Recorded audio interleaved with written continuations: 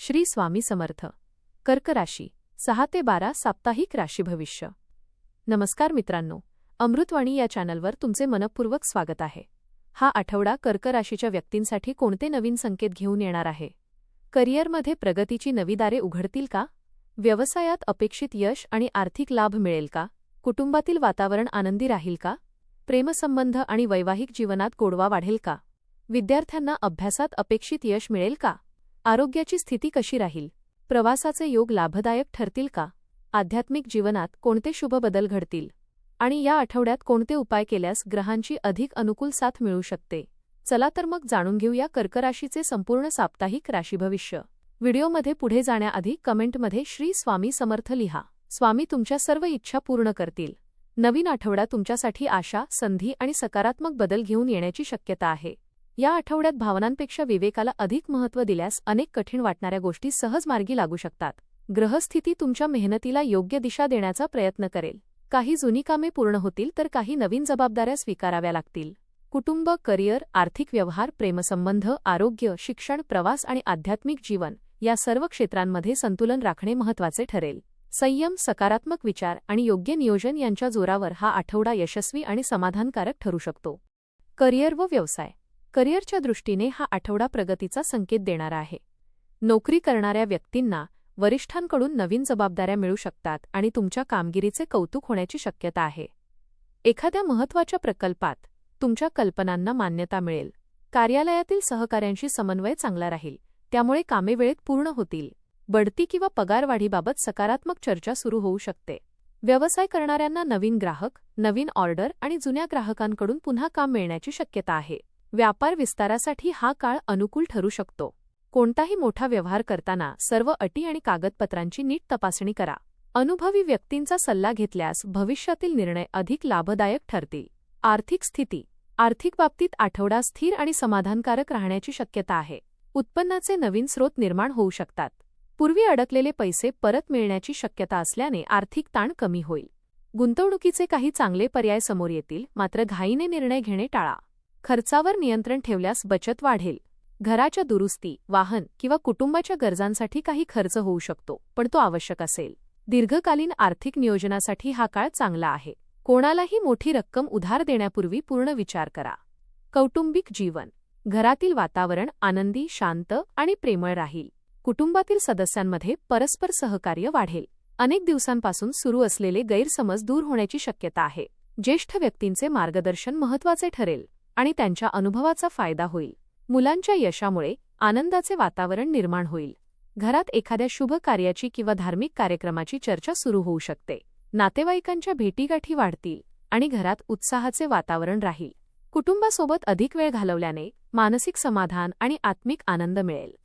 प्रेमसंबंध व वैवाहिक जीवन. प्रेमसंबंधात विश्वास, आपुलकी आणि भावनिक जवळीक वाढेल. जोडीदारासोबत मनातील भावना व्यक्त करण्यासाठी हा उत्तम काळ आहे. जुने गैरसमज दूर होतील आणि नात्यात नवचैतन्य निर्माण होईल. विवाहित व्यक्तींना जोडीदाराचे पूर्ण सहकार्य मिळेल.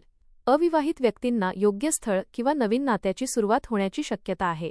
जोडीदारासोबत एखादा छोटा प्रवास किंवा एकत्र घालवलेला वेळ नातेसंबंध अधिक मजबूत करेल.